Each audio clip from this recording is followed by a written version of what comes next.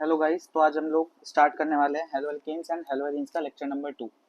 तो last lecture में हम लोग कवर कर चुके हैं इंट्रोडक्शन एंड क्लासिफिकेशन। ठीक है ना। क्लासिफिकेशन हमने किया था तीन तरीके से, on the basis of number of halogen atoms, compounds containing sp3CX bond and compounds containing sp2CX bond. ठीक है ना। आई होप आप सबने पढ़ लिया होगा। चलते हैं नेक्स्ट वीडियो पे। तो आज का हमारा सबसे पहला टॉपिक क्या है? हमारा पहला टॉपिक है nature of CX bond. Nature of CX bond यानी कि कार्बन और हेलोजन का जो बॉन्ड होता है उसकी नेचर कैसी होती है। ठीक है ना। कार्बन और हेलोजन का जो बॉन्ड होता है उसकी नेचर कैसी होती है उसके बारे में हम लोग समझने वाले हैं। तो अगर मेरे पास कोई एल्काइल हैलाइड है तो एल्काइल हैलाइड के अंदर क्या होता है? कार्बन होता है, हेलोजन होता है। तो मेरे पास एक एल्काइल हैलाइड है, कार्बन और उसके साथ क्या जुड़ा हुआ है? हेलोजन। और इधर कुछ भी जुड़ा हो सकता है ना, हाइड्रोजन भी हो सकता है या फिर कोई एल्काइल ग्रुप से भी जुड़े हो सकते हैं। अब होता क्या है, ये जो हेलोजन है ना, ये जो हेलोजन है इसकी इलेक्ट्रोनेगेटिविटी क्या होती है? इसकी इलेक्ट्रोनेगेटिविटी कार्बन से ज्यादा होती है। और इलेक्ट्रोनेगेटिविटी क्या होती है, मैं क्या बोल रहा हूँ कि जो ये हेलोजन है इसकी इलेक्ट्रोनेगेटिविटी, इलेक्ट्रोनेगेटिविटी, ये इलेक्ट्रोनेगेटिविटी क्या होती है? इसको थोड़ा सा बड़ा कर देते हैं। इलेक्ट्रोनेगेटिविटी, इलेक्ट्रोनेगेटिविटी क्या होती है? इलेक्ट्रोनेगेटिविटी होती है इलेक्ट्रॉन्स को अपनी तरफ खींचने की पावर या टेंडेंसी। ठीक है ना। Tendency, tendency to pull the electrons, pull the electrons, electrons को अपनी तरफ खींचने की टेंडेंसी, उसी को क्या बोला जाता है? इलेक्ट्रोनेगेटिविटी। और हेलोजेंस की इलेक्ट्रोनेगेटिविटी कार्बन से ज्यादा होती है। हेलोजेंस की इलेक्ट्रोनेगेटिविटी कार्बन से क्या होती है? ज्यादा होती है। ठीक है। और अगर हेलोजेंस की इलेक्ट्रोनेगेटिविटी कार्बन से ज्यादा होती है तो ये बॉन्ड क्या होता है? इन बॉन्ड्स का मतलब क्या होता है? इन बॉन्ड्स के अंदर, एक बॉन्ड के अंदर दो इलेक्ट्रॉन्स होते हैं। ठीक है ना। तो इलेक्ट्रॉन्स की तो शेयरिंग हो रही है ना। और इलेक्ट्रॉन्स की अगर शेयरिंग हो रही है तो ये हेलोजन की इलेक्ट्रोनेगेटिविटी ज्यादा है। तो ये हेलोजन क्या करेगा? इलेक्ट्रॉन्स को अपनी तरफ खींचेगा।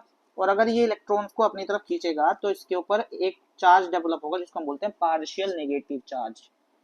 नेगेटिव क्यों? क्योंकि इलेक्ट्रॉन्स खींचे, इलेक्ट्रॉन्स के ऊपर नेगेटिव चार्ज होता है तो इसके ऊपर नेगेटिव चार्ज इसको ज्यादा फील होगा, इसलिए नेगेटिव चार्ज डेवलप हुआ।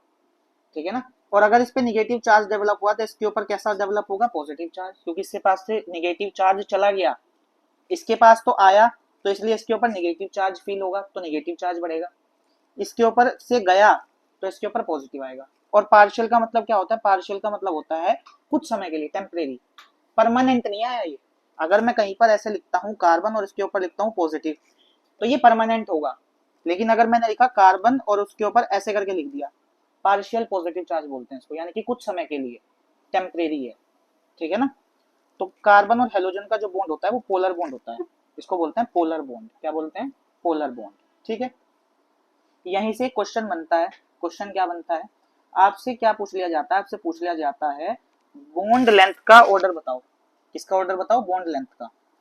बॉन्ड लेंथ का किसके किसके बीच में? बॉन्ड लेंथ का ऑर्डर बताओ। आपसे बोलेगा कि आपके पास क्या है? आपके पास है CH3F, आपके पास क्या है? आपके पास है CH3Cl, आपके पास है CH3Br, ठीक है ना, और आपके पास है CH3I। तो बोलेगा इनमें बॉन्ड लेंथ का ऑर्डर बताओ। बॉन्ड लेंथ क्या होती है? दोनों के बीच में डिस्टेंस कितनी है, इंटर न्यूक्लियर डिस्टेंस कितनी है। ठीक है ना। कार्बन और हेलोजन के बीच में इंटर न्यूक्लियर डिस्टेंस कितनी है? जितनी ज्यादा इंटर न्यूक्लियर डिस्टेंस उतना ही ज्यादा क्या होगा? Bond length. मतलब कि देखो, ये कार्बन हो गया, ठीक है, ये हेलोजन हो गया, ये इसका न्यूक्लियस हो गया, ये इसका न्यूक्लियस होगा। इन दोनों की बीच की जो डिस्टेंस होगी इसी को बोला जाता है इंटर न्यूक्लियर डिस्टेंस। ठीक है ना। तो जिसकी इंटर न्यूक्लियर डिस्टेंस ज्यादा उसका क्या होगा? उसका बॉन्ड लेंथ भी ज्यादा होगा। अगर मैं टॉप टू बॉटम बात करूं, फ्लोरीन, क्लोरीन, ब्रोमीन, आयोडीन, क्यों क्यों ऐसा क्यों बोल रहा हूँ? ऐसा इसलिए बोल रहा हूँ क्योंकि इसमें CH3 CH3 CH3 CH3 same है। डिफरेंट क्या है? FCl Br I, ये तो डिफरेंट है, बाकी तो सब कुछ सेम है। तो FCl Br I के अंदर अगर मैं बात करूं तो टॉप टू बॉटम जाने पर जो साइज होता है ना, साइज वो इंक्रीज करता है। टॉप टू बॉटम जाने पर साइज क्या करता है?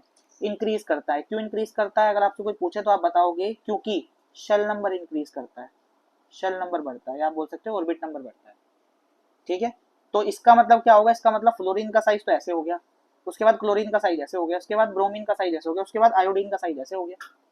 यानी कि जैसे जैसे आप फ्लोरीन से क्लोरीन की तरफ जा रहे हो तो जो हेलोजन है उसका साइज क्या हो रहा है? इंक्रीज हो रहा है।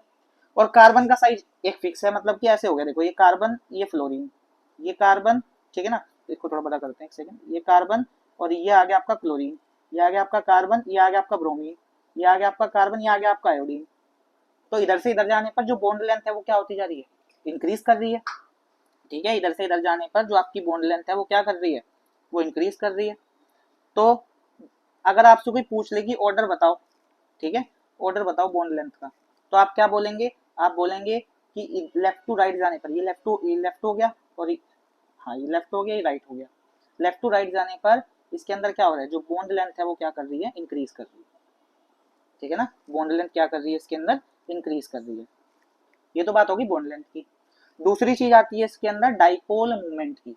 अब डाइपोल मूवमेंट के अंदर क्या होता है मैं आपको बताता हूँ, ध्यान से सुनना मेरी बात को। दूसरा आता है डाइपोल मूवमेंट।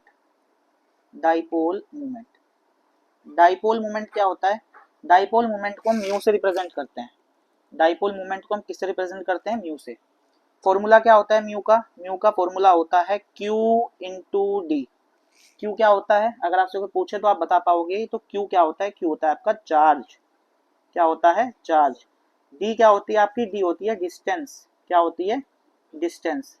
अगर आपसे कोई बोले कि ऑर्डर बताओ, क्या किसके अंदर ऑर्डर पूछेगा कि CH3F, CH3Cl, CH3Br, CH3I, इनके अंदर डाइपोल मोमेंट का ऑर्डर बताओ। तो डाइपोल मोमेंट का जो ऑर्डर आता है वो क्या आता है, सबसे ज्यादा डाइपोल मोमेंट होता है CH3Cl का।